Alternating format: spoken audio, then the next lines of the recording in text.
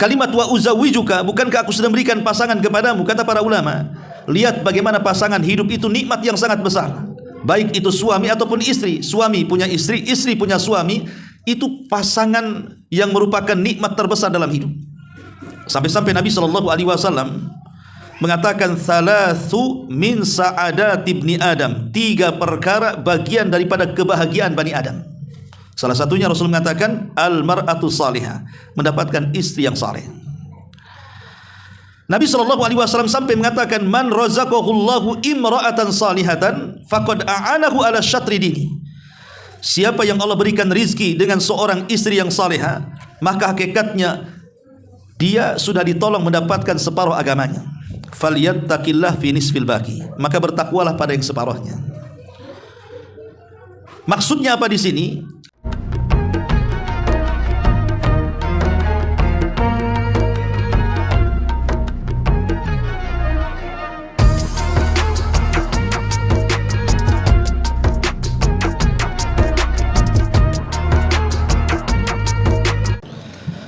Bismillahirrahmanirrahim. Assalamualaikum warahmatullahi wabarakatuh. Alhamdulillah wassalatu wassalamu ala Rasulillah wa ala alihi wa sahbihi wa mawalah wa la hawla wa la quwata illa billahi wa ba'du.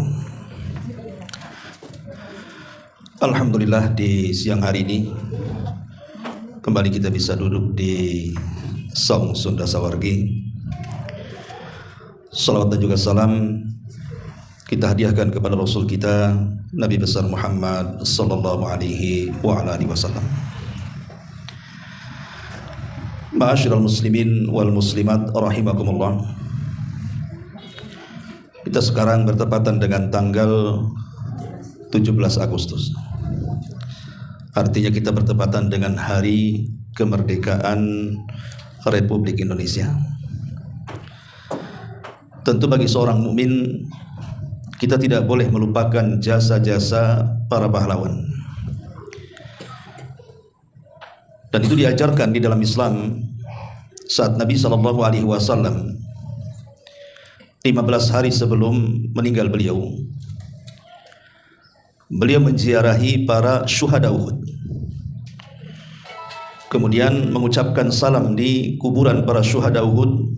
Assalamualaikum ya syuhada Uhud. Keselamatan bagi kalian wahai para syuhada Uhud. Inna bikumul lahikun. Sesungguhnya kami juga akan menyusul kalian. Nas'alullah lana walakumul afiyah. Kami hanya meminta kepada Allah untuk kami dan kalian, semoga Allah subhanahu wa ta'ala mengampuni dosa-dosa kalian.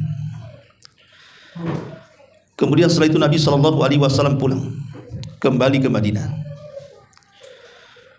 Di tengah jalan Nabi SAW menangis. Kemudian tiba-tiba dia mengatakan asfaqtu li ikhwani. Aku merasa rindu ingin berjumpa dengan teman-temanku.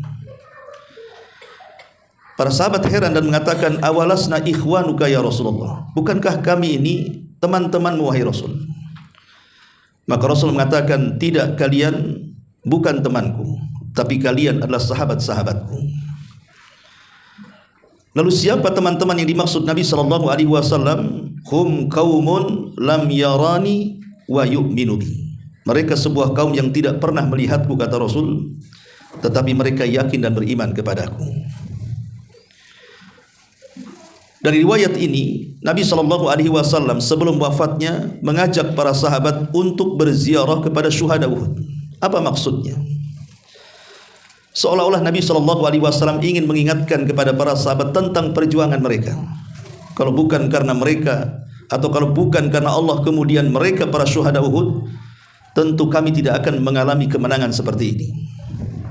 Nabi SAW ingin mengingatkan para sahabat tentang jas merah.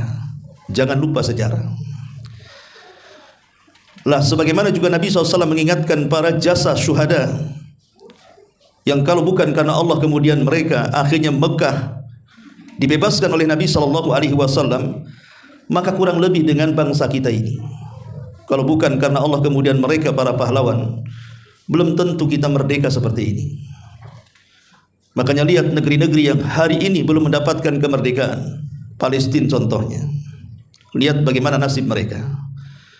Jangan cerita ibadah kepada Allah Subhanahu wa taala nyaman salat di masjid. Untuk mencari makan saja kesulitan luar biasa. Bahkan mereka harus mempertaruhkan setiap detiknya nyawa-nyawa mereka. Maka ini sebuah nikmat yang paling besar kemerdekaan ini. Karena kemerdekaan ini mau tidak mau kita sudah tidak terikat dengan aturan bangsa lain. Kita bisa merdeka, aman, melaksanakan ibadah kepada Allah Subhanahu wa taala dan bersyukur atas kemerdekaan, dan kita doakan para pahlawan mereka diampuni dosa-dosanya. Ma'asyiral muslimin wal muslimat rahimani wa rahimakumullah. Tentu pandangan Islam tentang kemerdekaan bukan hanya bisa mengusir para penjajah keluar dari negeri kita, tapi lebih daripada itu, kemerdekaan dalam Islam itu luas maknanya.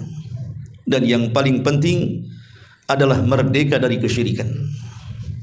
Merdeka bisa melawan hawa nafsu, dan merdeka tidak terkait hati kita dengan hubbud dunia, kecintaan kita kepada dunia. Tapi kemerdekaan bangsa kita ini belum lepas dari musuh, karena musuh kita banyak. Tentu musuh yang paling besar adalah iblis dan tentaranya. Kemudian setelah itu hawa nafsu, baru setelah itu orang-orang kafir yang menjajah baik secara fisik ataupun ideologi. Perang pemikiran yang ini belum kita merdeka. Karena perang pemikiran ini betul-betul merosak moralitas kaum muslimin dengan adanya media-media yang diatur oleh mereka. Seperti hari ini ada YouTube, Facebook, TikTok dan yang semacamnya.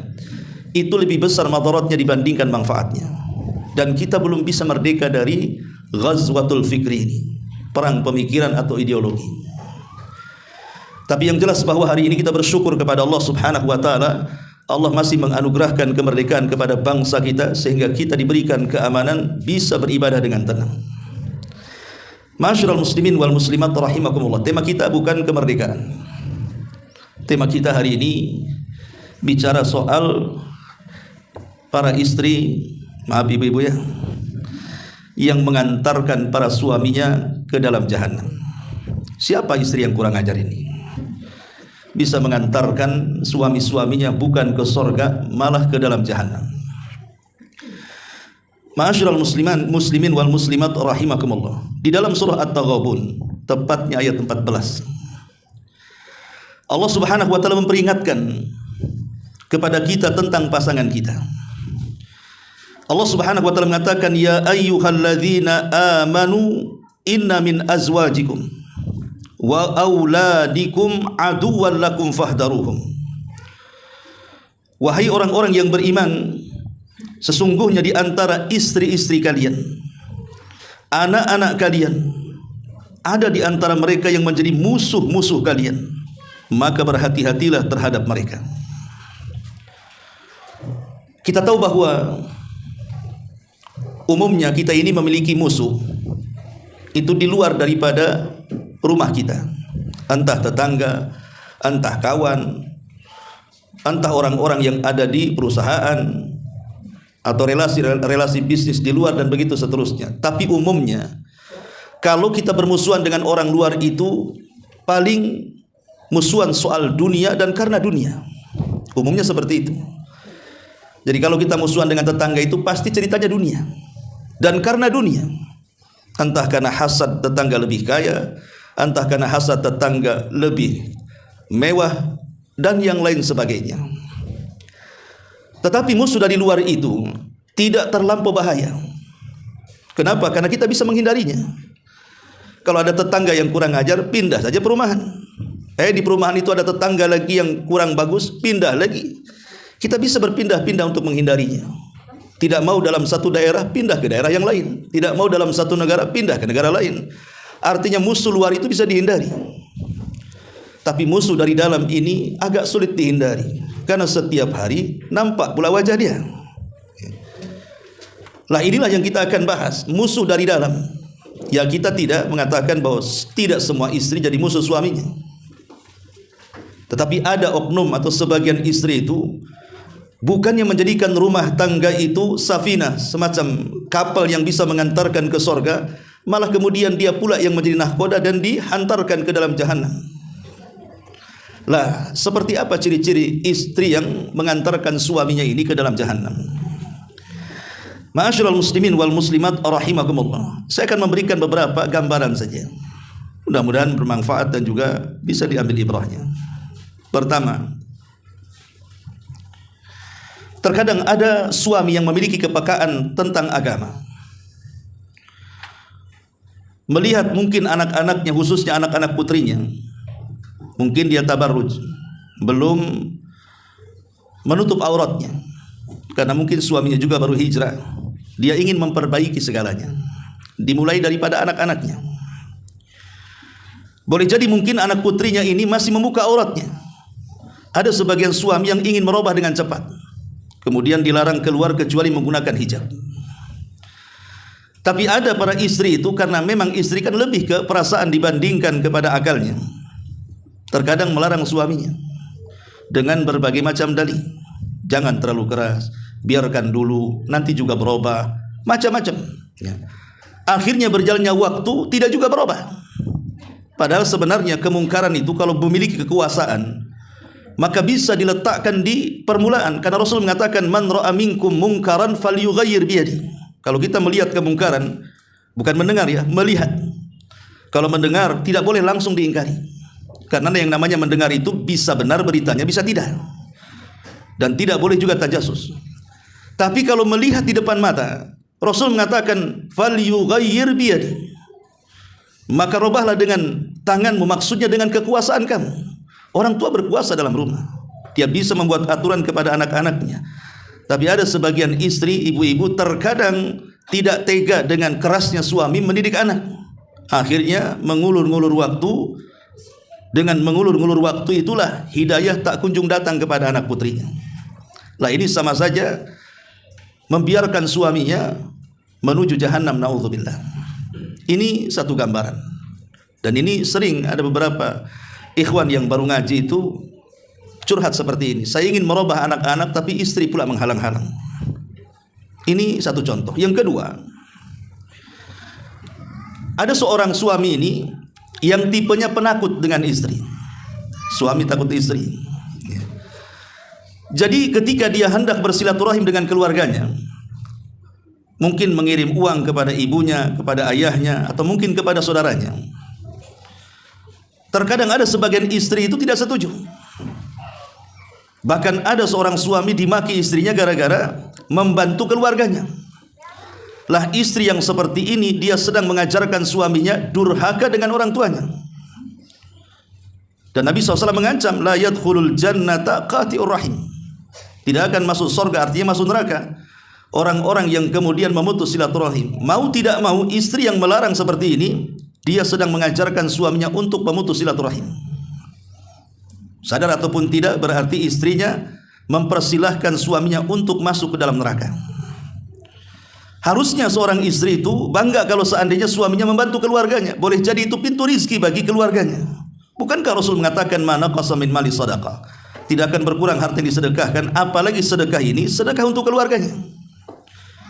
Bahkan ada, bukan hanya sekedar kalau mungkin mengirim uang terlalu besar, dia hanya telepon saja dekat dengan keluarganya. Ada sebagian istri yang melarangnya. Lah, ini istri-istri jahanam yang seperti ini ya. Maka jangan sampai kemudian mengajarkan suami atau mengarahkan suaminya untuk memutus silaturahim. Ini contoh gambaran kedua. Kemudian gambaran ketiga, mungkin ada beberapa istri itu yang diuji oleh Allah Subhanahu wa taala, suaminya sakit. Lah, sakitnya ini terkadang parah sehingga akhirnya tidak bisa melakukan aktivitas yang biasa dilakukan seperti bekerja dan mencari maisha. Terpaksalah akhirnya istri yang menggantikannya. Dan itu kan banyak seperti ini. Biasanya kalau sudah agak sepuh, mungkin suaminya terkena stroke atau apa yang terbaring, akhirnya dia sudah tidak sanggup bekerja. Terpaksalah istri yang bekerja. Lah, saat suaminya bekerja, istri yang tidak bekerja, terkadang istri masih nurut kepada suami itu. Ya, diperintahkan suami mau melakukan, dilarang suami, ditinggalkan. Tapi ketika kemudian berbalik kondisinya, suami lagi sakit, istri yang cari kerja, terkadang temperamen istri itu berubah. seolah-olah dia yang kepala keluarga, suami pula bawahannya. Akhirnya kemudian berani memerintahkan suaminya dengan perintah-perintah semena-mena. Ini ada yang seperti ini. Bahkan kemarin waktu hari Jumat saya mengisi di Masjid Sukajadi itu. Pas di parkiran ketemu ada seorang bapak-bapak ya, sekitar usianya 55 atau sekitar itu. Jalannya agak pincang. Tiba-tiba mengatakan, "Ustadz, Abu Hurairah ya?" Bukan Abu Hurairah, Abu Humairah. Dia bilang Abu Hurairah. Ya, Ustadz Abu Hurairah katanya. Bukan Abu Humairah. Kok Bapak kenal saya? Iya, saya penggemar YouTube. Ada apa Pak? Bisa nggak Ustadz sebentar katanya ke pinggir? Kan waktu itu hujan juga. Jadi ke pinggir lah. Dia curhat. Ya. Belum curhat tiba-tiba menangis. Ya saya juga kaget juga kenapa dia bisa menangis. Jadi saya bilang sabar dulu Pak. Ngomong yang jelas. Ya. Dia cerita bahwa dulu dia bekerja, menghidupi keluarganya, bahkan anaknya juga dipesantrenkan. Tapi kemudian Allah takdirkan terkena penyakit diabetes. Akhirnya kemudian luka di kakinya dan tidak bisa berjalan. Ya, jalannya itu susah gitu ya. Dan dia pun jadi ojek online atau Grab, pengantar makanan. Jadi dia bilang sekarang saya sudah tidak bisa lagi bekerja Ustaz. Ya kalaupun bekerja lelah satu hari itu mungkin dapat tidak banyak. Tidak cukup untuk makan, apalagi untuk membiayai pendidikan anak. Jadi saya bilang, lalu siapa yang menghidupi keluarga Bapak kalau begitu? Dia bilang istrinya. Istrinya kerja di warung makan. Itulah dia menangis karena kata dia istrinya berselingkuh. Jadi saya nasihati, Bapak melihat langsung. Tidak Ustaz, saya melihat dari chattingan WA yang saya baca. Sudah dinasihati? Sudah. Tetapi setiap dinasihati dia selalu maki saya dan mengusir saya dari rumah saya katanya. Jadi saya sedih. Sekarang saya pengen menceraikannya, tapi saya juga kalau menceraikan saya tidak bisa tinggal di rumah. Padahal itu rumah yang saya bangun. Dia sudah berani menginjak-injak kepala saya. Dan begitu sepanjang lebar ada 2 jam mungkin saya ngomong sama dia itu. Ya, sambil kita nasihati. Tapi dari sini saya lihat gambaran bahwa ada istri-istri itu yang tidak bersyukur saat suami sehat. Ketika dia sakit tidak timbal balik kebaikannya. Padahal kalau kita lihat kisah daripada Nabi Ayub alaihi salatu wassalam. Nabi Ayub itu terbaring berapa tahun? 18 tahun lamanya. Dia sakit tidak bisa apa-apa. Tapi istri Nabi Ayub alaihi salatu wassalam dialah yang mencari rizki.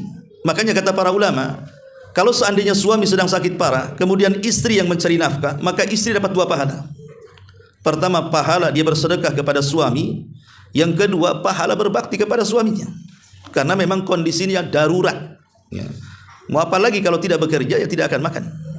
Tapi lihat sabarnya istri Nabi Ayub alaihi salatu wassalam, al jaza'u min jinsil amal. Ya namanya balasan itu disesuaikan dengan amalannya. Ketika Ayub sembuh, Allah lipat gandakan kekayaannya, Allah lipat gandakan kesehatannya, Allah lipat gandakan keturunannya dan menjadi rumah tangga yang paling bahagia saat itu. Ini satu gambaran. Lah istri-istri yang seperti ini yang tidak bersyukur kepada suaminya adalah istri yang mengantarkan keluarga ke dalam jahanam. Ini gambaran yang ketiga. Gambaran yang keempat. Ada sebagian istri-istri itu yang hidupnya mungkin terlampau hedon ataupun mungkin terpengaruh dengan tetangganya. Tes. Baterai masih.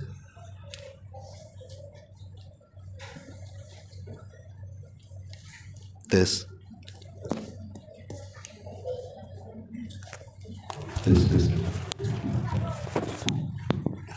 Ya, saya ulangi gambaran yang keempat. Ya. Ada sebagian istri itu yang terpengaruh dengan kemewahan orang lain atau kemewahan tetangga. Sehingga ketika para suami itu mendapatkan rizki yang cukup banyak, bukannya ditabung untuk keperluan kewajiban melaksanakan kewajiban Allah seperti haji ataupun umroh gitu ya, ataupun ingin berkurban, menabunglah untuk kewajiban Allah. Padahal sebenarnya tempat tinggalnya sudah layak huni. Kemudian makanan sehari-hari juga ya layak dimakan. Baik pakaiannya, kesehatannya sebenarnya sudah cukup. Tapi karena terpengaruh dengan tetangganya punya mobil, pengen juga punya mobil, mobilnya ganti, pengen juga diganti, rumahnya ditingkat, pengen juga ditingkat, pakaiannya juga pengen seperti itu, tasnya, sandalnya, semuanya sampai ke dalam-dalamnya. Ya.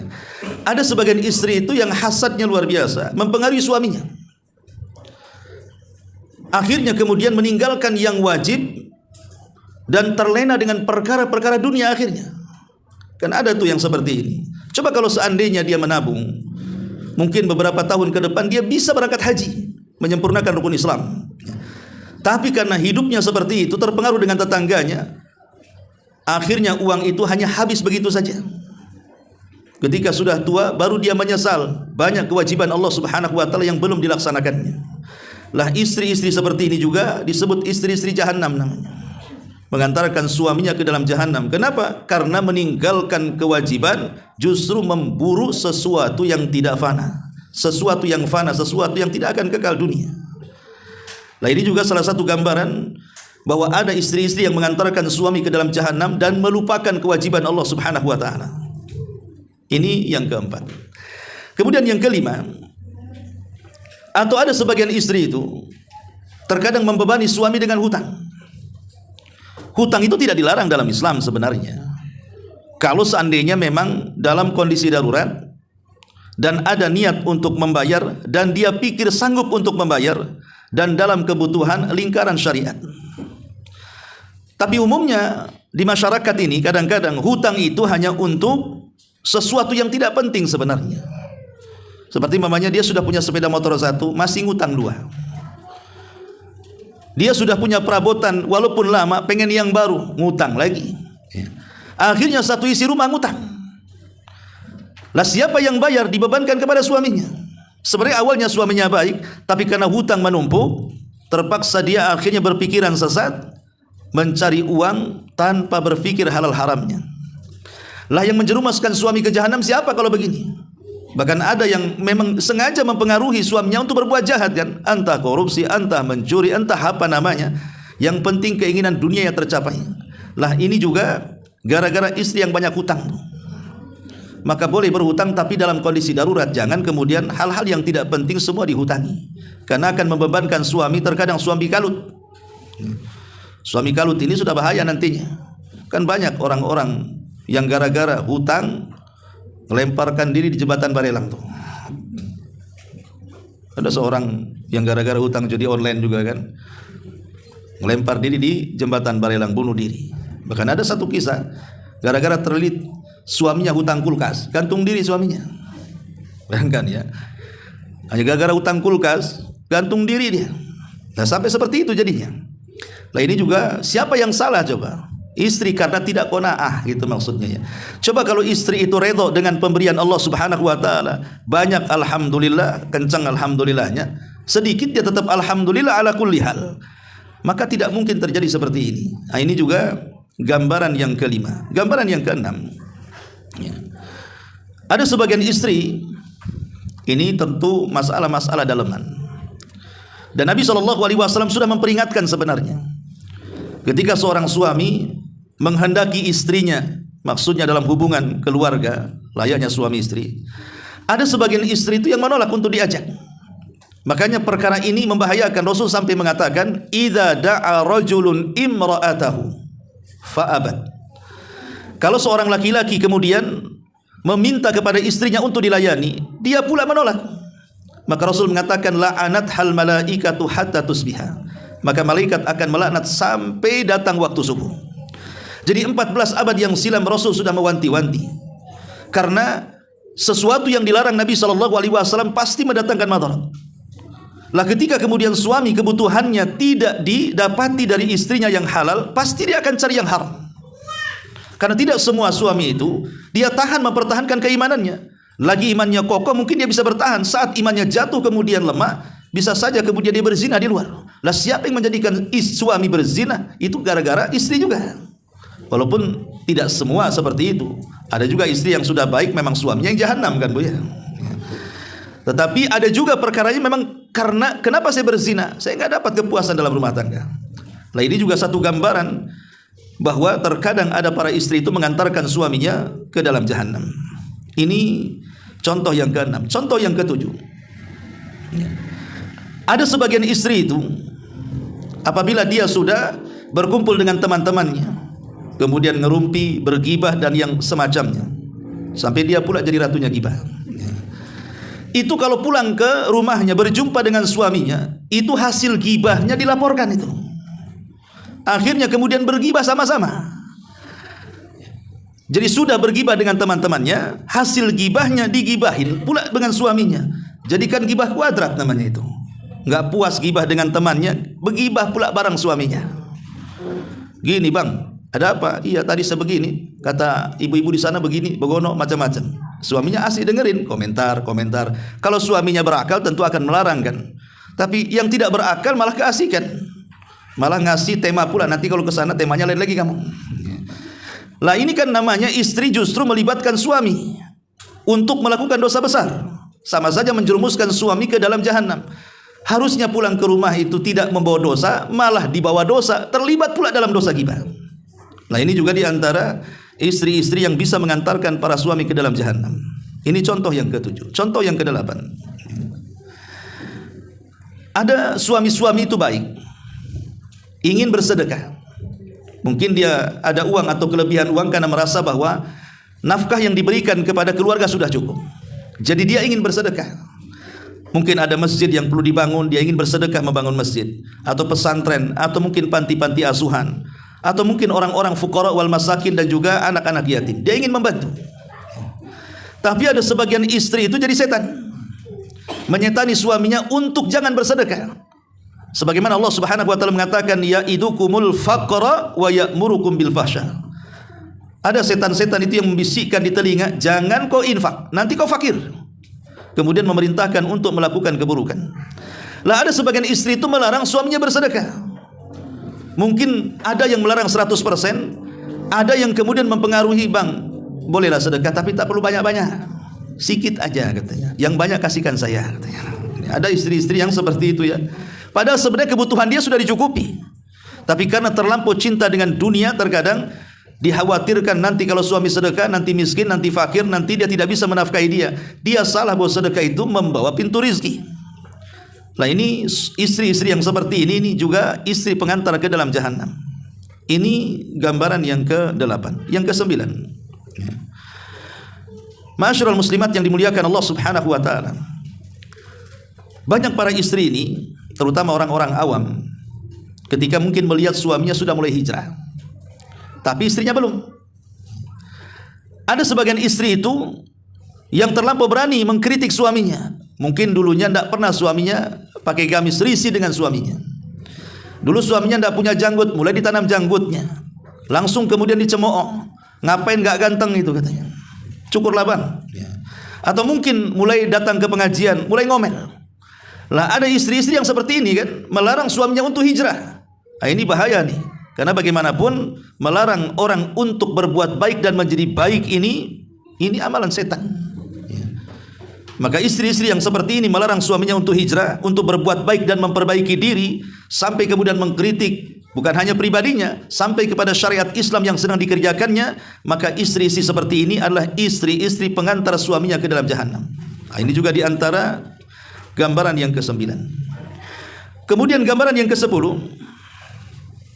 banyak istri-istri itu membawa pengaruh negatif kepada suami. Ingat bahwa pengaruh istri itu luar biasa dalam rumah tangga. Makanya kenapa seorang ibu itu dikatakan umul madrasah. Dia adalah induk daripada madrasah keluarga. Baik buruk anak itu tergantung istri, tergantung ibu. Karena suami itu kadang-kadang sudah minggat subuh, datangnya nanti sore, karena dia bekerja, jarang berinteraksi dengan keluarga. Yang banyak berinteraksi itu kan istri di rumah. Lah ada sebagian istri itu yang kemudian mempengaruhi dengan pengaruh yang tidak baik kepada anak-anaknya, kepada keluarganya. Lah suaminya ini kan sudah mempercayakan semua sama istri. Menjadi hitamkah anak itu, menjadi putihkah anak itu. Kadang-kadang ada sebagian suami kan gak peduli. Itu dikembalikan kepada istrinya.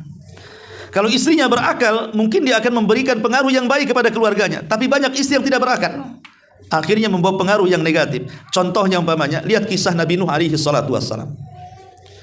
Tidak semua putra-putra Nuh itu mengikuti ajaran Nuh. Hanya anak-anak yang dekat dengan Nuh alaihi salatu wassalam, seperti Syam, Ham dan Yafis. Tapi ada satu putra Nuh namanya Yam, atau dikenal dalam kisah Israiliyat disebut Kan'an. Karena dia dekat ibunya, dan ibunya adalah manusia kufur. Akhirnya Kan'an mengikuti ibunya, tidak mau ikut bapaknya. Sampai-sampai ketika betul-betul Nuh sudah ada di kapal yang akan menyelamatkan dari azab, dan kapal itu diarahkan kepada anaknya, sementara banjir terus naik, Nuh berusaha untuk menyelamatkan anaknya Kan'an dan mengatakan, "Ya bunayyarkam ma'ana." Wahai anakku, naik ke perahu. Tapi karena dia sudah mendapatkan pengaruh negatif ibunya, dia menolak untuk naik ke dalam perahu. Bahkan dia menentang dan mengatakan, "Sa'awi ila jabalin ya'simuni minal ma." Enggak, saya ingin naik ke gunung. Enggak mungkin saya terkena air, katanya. Nuh berusaha mengajak anaknya, tapi anaknya kekeh. Itulah pengaruh negatif dia. Tak mau, jelas-jelas nyawanya dipertaruhkan. Dia tetap mengatakan, "Sa'awi ila jabal." Enggak, saya akan naik ke gunung. Saya pasti selamat. Subhanallah. Nuh sudah mengatakan tidak ada yang selamat hari ini. Dia mengatakan, "Saya pasti selamat." Akhirnya karena degil si Kan'an itu, Allah mengatakan, "Sudah, tinggalkan, itu bukan keluargamu lagi." Akhirnya kemudian ombak semakin naik menenggelamkan gunung, dan Kan'an pun meninggal bersama istrinya yang membawa pengaruh negatif, sampai Allah membuat percontohan dalam Al-Quran bagi wanita kafir. Mathalul wa daraballahu mathala lilladzina kafaru imra'ata Nuhin wa imra'ata Lut. Allah membuat permisalan bagi orang-orang kafir, imra'ata Nuh, istri daripada Nuh, dan juga istri daripada Lut. Dua-duanya kufur kepada suaminya, padahal suaminya Nabi. Begitulah terkadang hidayah ini milik Allah Subhanahu wa taala, bukan milik seorang nabi. Kalau seorang nabi saja tidak bisa merubah istrinya, apalagi kita, kan begitu.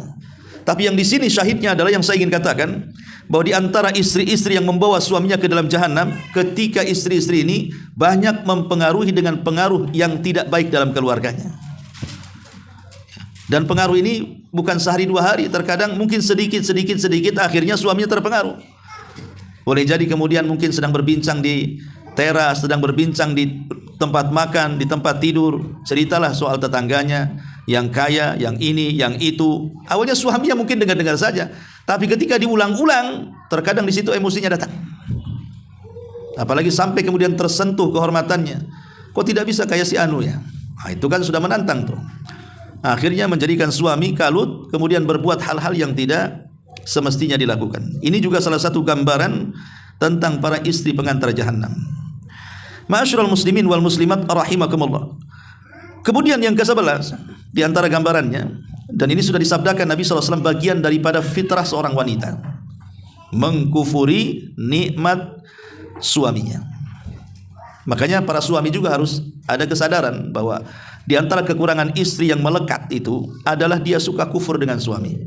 Semua istri, jangan bilang saya enggak, Ustaz. Semua istri. Karena Nabi yang mengatakan seperti itu. Kata Nabi SAW, "Ittala'tun nar fa idza aktsaru ahlihan nisa." Aku ditampakkan neraka, tiba-tiba aku melihat penduduknya kebanyakan perempuan. Sahabat mengatakan, "Rasul, apakah mereka tidak sholat?" Sholat. Mereka tidak puasa? Puasa. Mereka tidak ibadah? Ibadah. Artinya mereka istri-istri secara hak mereka kepada Allah itu sempurna terkadang. Ahli sholat sebagiannya, ahli puasa sebagiannya, ahli sedekah sebagiannya, ahli Quran sebagiannya. Jadi sahabat heran, lalu kesalahan mereka apa? Kenapa dimasukkan ke neraka? Rupanya kesalahannya bukan hak dia kepada Allah, tapi hak dia kepada sesama hambanya. Walakinnahunna yakfurnal ashir. Kesalahan mereka karena para istri itu suka kufur dengan kebaikan suami. Kalau seandainya para suami ini melakukan 100 tahun kebaikan, kemudian melakukan satu kesalahan, pasti akan keluar dari mulutnya, "Engkau tidak pernah berbuat apa-apa. Engkau tidak punya kebaikan sama sekali." Nah, ini sering terkeluar, tapi mungkin bahasanya tidak seperti bahasa hadis. Mungkin bahasa yang lainnya yang dibahasakan para istri hari ini dengan mengatakan, "Engkau tidak perhatian, engkau tidak sayang, engkau tidak cinta," dan begitu seterusnya. Ya. Yang intinya adalah kufur dengan kebaikan. Jadi seolah-olah kalau seandainya 100 tahun berbuat baik, satu kesalahan itu bisa menutup kebaikan semuanya. Lah itu kekurangan istri sebenarnya. Itulah kekurangan wanita, suka kufur dengan keluarga. Makanya Rasul mengatakan, "Istausu bin nisa'i khairan." Hendaklah berbuat baik dengan mereka, karena ada fitrah yang tidak bisa dihilangkan dari dada mereka. Tapi itu pula yang menjadikan dia masuk neraka. Makanya ini juga yang harus dipahami para istri. Ya. Ma'asyiral muslimin wal muslimat rahimakumullah. Itulah di antara gambaran-gambarannya, dan kalau dikembangkan ya banyak sekali. Ini di antara global yang saya coba catat di antara istri-istri yang membawa pengaruh buruk kepada suaminya yang menjadikan dia sebagai pengantar ke dalam jahanam. Ma'asyiral muslimin wal muslimat rahimani wa rahimakumullah. Sebenarnya memiliki pasangan itu sebuah nikmat yang datang dari Allah. Itu nikmat yang sangat besar. Karena nanti pada hari kiamat orang-orang yang akan mendapatkan hisab yang sulit. Hisab itu kan ada dua, ada hisab yang mudah, ada hisab yang sulit. Lah orang-orang yang akan mendapatkan hisab yang sulit itu Allah Subhanahu wa taala akan panggil dia. Kemudian akan diingatkan akan nikmat yang pernah Allah anugerahkan di dunia, diingatkan kepadanya. Lah salah satunya adalah Allah mengatakan, "Alam ukrimka?" Bukankah aku sudah memuliakan kamu? Wa usawwiduka, dan bukankah aku sudah memberikan kedudukan kepadamu? Wa uzawwijuka, dan sudahkah aku berikan kau pasangan? Kalimat wa uzawwijuka, bukankah aku sudah berikan pasangan kepadamu? Kata para ulama, lihat bagaimana pasangan hidup itu nikmat yang sangat besar. Baik itu suami ataupun istri, suami punya istri, istri punya suami, itu pasangan yang merupakan nikmat terbesar dalam hidup. Sampai-sampai Nabi SAW mengatakan, "Thalathu min sa'adati ibni Adam." 3 perkara bagian daripada kebahagiaan Bani Adam. Salah satunya Rasul mengatakan al-mar'atu salihah, mendapatkan istri yang saleh. Nabi SAW sampai mengatakan, "Man razaqahullahu imra'atan salihatan faqad a'anahu ala syatri dini." Siapa yang Allah berikan rizki dengan seorang istri yang salihah, maka hakikatnya dia sudah ditolong mendapatkan separuh agamanya. Falyattaqillah fi nisfil baqi, maka bertakwalah pada yang separuhnya. Maksudnya apa di sini? Jadi posisi pasangan dalam keluarga itu sebenarnya membantu lebih cepat masuk ke dalam surga. Kenapa? Karena separuh agamanya sudah ada, tinggal mencari separuhnya saja. Apa yang dimaksud orang yang berumah tangga itu mendapatkan separuh agamanya? Karena setiap perlakuan suami kepada istri ataupun sebaliknya itu semua bernilai pahala. Senyumannya pahala, kedipan matanya pahala, suapannya pahala, sentuhannya pahala, pelayanannya pahala, semua berpahala. Ya. Ibu mencucikan pakaian suaminya pahala. Bagaimana kalau dilondrikan, Ustaz? Ya, tukang laundry yang dapat pahala ya. Kan? Ya. Ya. Jadi seluruh sentuhan-sentuhan itu berpahala. Bahkan suami setiap tetes keringat dalam bekerja itu, setiap tetesnya berpahala. Makanya kenapa kalau orang berumah tangga itu separuh agamanya sudah dapat itu. Karena walaupun dia istilahnya tidak seperti sholat harus berwudu lagi, bergerak, membaca dan begitu seterusnya untuk mendapatkan pahala sholat, tapi pahala rumah tangga itu tidak seperti itu. Ya. Cukup senyum saja sudah dapat pahala, menyentuh saja dapat pahala, memasukkan kesenangan dalam hatinya saja dapat pahala, memujinya saja pahala, dan begitu seterusnya. Jadi tinggal cari yang separohnya. Itulah kenapa pasangan itu menjadikan nikmat terbesar, karena memudahkan orang masuk surga. Masalahnya ada sebagian istri yang sudah saya jelaskan tidak mau masuk surga. Dia cenderung untuk masuk neraka.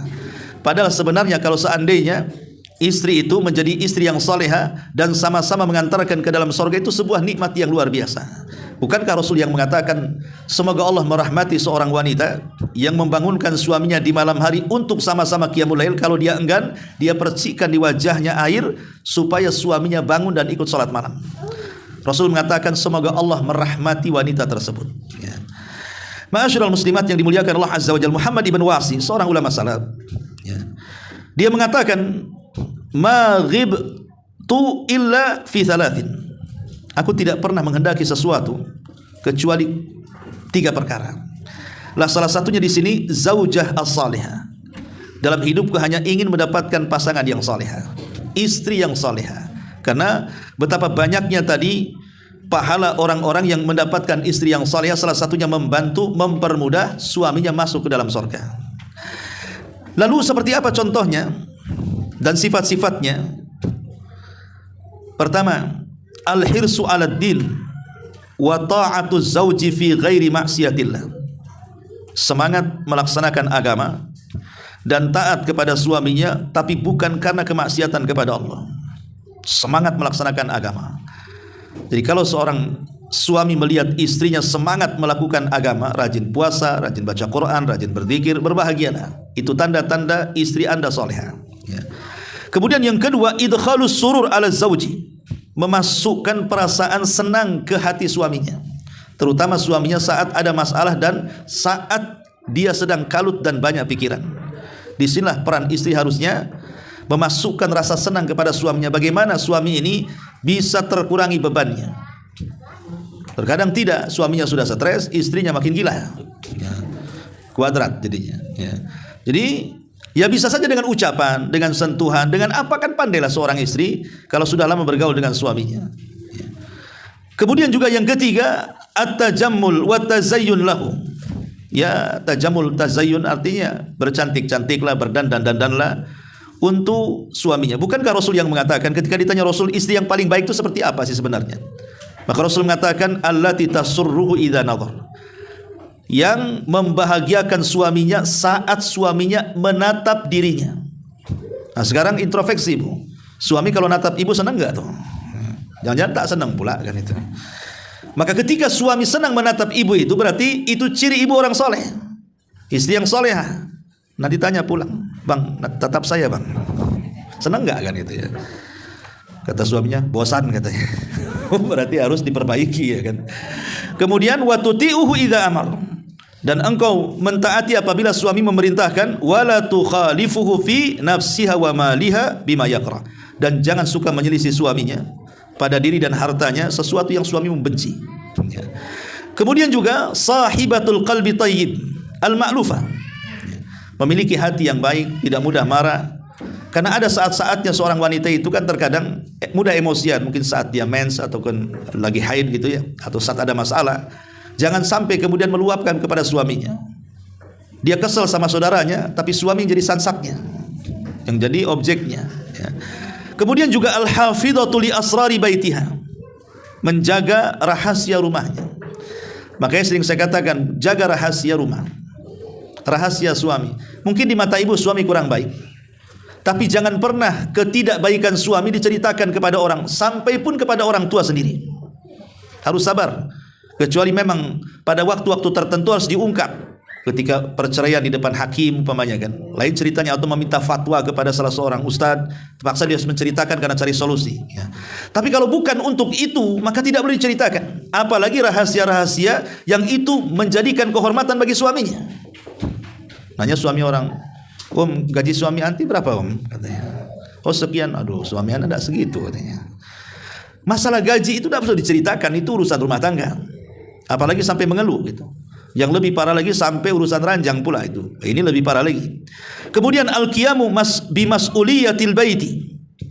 Ciri-ciri istri yang salihah adalah dia sanggup mengurus rumahnya. Suami datang saja sudah bersih, sudah teratur, enak, harum dan yang semacamnya. Idza ghaba zauju anha hafizathu wa hafizat malahu wa irdah. Apabila suaminya tidak ada, mungkin kerja ke luar negeri atau mungkin kerja seminggu 2 minggu baru pulang, dia tetap menjaga kesuciannya, menjaga harta dan kehormatannya. Kemudian al-musara'atu ila talabi mardati zaujiha, bersegera meminta redha suaminya walaupun sebenarnya suami yang salah. Terkadang kan pertengkaran keluarga tidak mesti istri yang salah, terkadang suami yang salah. Memang jelas-jelas suaminya yang salah, ya. Tetapi sebagai istri yang salehah, dia menginginkan islah di antara keduanya. Dia tidak mau memperpanjang ribut dalam keluarga sehingga dia yang mengalah, yang meminta maaf.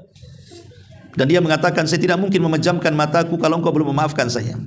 Sebagaimana hadis Nabi SAW ketika menjelaskan ciri-ciri wanita-wanita penduduk surga. Kemudian juga i'anatuhu ala fi'lil khair, bantu suaminya kalau hal itu melakukan kebaikan. Kalau suami melakukan kebaikan, dukung, sokong, kasih semangat, kasih masukan. Kemudian mahabbatu li zaujiha, betul-betul sayang dengan suaminya. Kemudian khidmatu zaujiha, membantu suaminya, wa khidmatu duyufi, atau mungkin kalau suaminya punya tamu, entah kamu di kantornya atau temannya datang ke rumahnya, hormati tamu suaminya. Karena itu di antara ciri istri yang salehah. Dan yang terakhir, hormati keluarga suaminya. Ingat, menghormati keluarga suami itu bagian daripada melaksanakan hak dan kewajiban seorang istri kepada suami. Dan banyak lagi ciri-cirinya. Inilah di antara pembahasan kita secara global tentang istri-istri pembawa suami ke dalam jahanam. Baik, sebelum tutup, kita buat tanya jawab saja.